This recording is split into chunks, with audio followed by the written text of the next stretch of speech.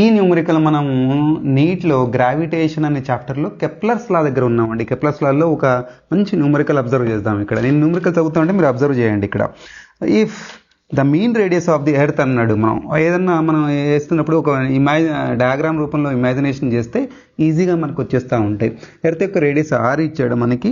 The angular velocity omega ఇచ్చాడు. Angular velocity omega అని అందరు భయపడతా ఉంటారు. ఒమేగాకి ఇక్కడ మనకి దీనికి రిలేషన్ ఏంటి అని చెప్పేసి.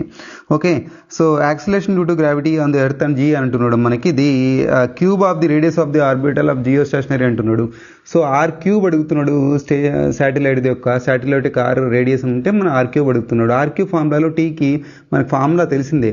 Tea is equals to 2π/√r³. ఇదే ఆర్ క్యూబ్ అడుగుతున్నాడు వీడు. మనం ఏం చేద్దామంటే రూట్ సపరేట్ చేద్దాం. చేయడం వల్ల ఈ జిఎంని తీసుకురావచ్చు, టీని తీసుకురావచ్చు. దీనివల్ల యూజ్ ఏంటి అని అంటే 2π/t అనేది మనకి ఒమేగా వచ్చేసింది ఇక్కడ మనకి. ఓకేనా, ఈ రూట్ తీసేయడానికి రెండు వైపులు ఏం చేశానంటే స్క్వేర్ చేశాను. స్క్వేర్ చేయడం వల్ల ఈ కింది తీసుకొచ్చి స్క్వేర్ చేశాను. దానివల్ల రూట్కి స్క్వేర్ క్యాన్సిల్ అయిపోతుంది. ఇక్కడ ఏం లేదు కాబట్టి స్క్వేర్ వచ్చేస్తుంది. దీన్ని మనం ఒమేగా² అని రాసుకుంటే ఇప్పుడు మన కాన్సెప్ట్ ఏంటి, స్మాల్ జీ టర్మ్స్లో తీసుకురావాలి. ఇదైతే వచ్చేసింది మనకి r³ వాల్యూ. దీన్ని తీసుకెళ్తే ఒమేగా టర్మ్స్లో వచ్చేస్తుంది. ఒమేగా² వాల్యూ ఇక్కడ ఉంది.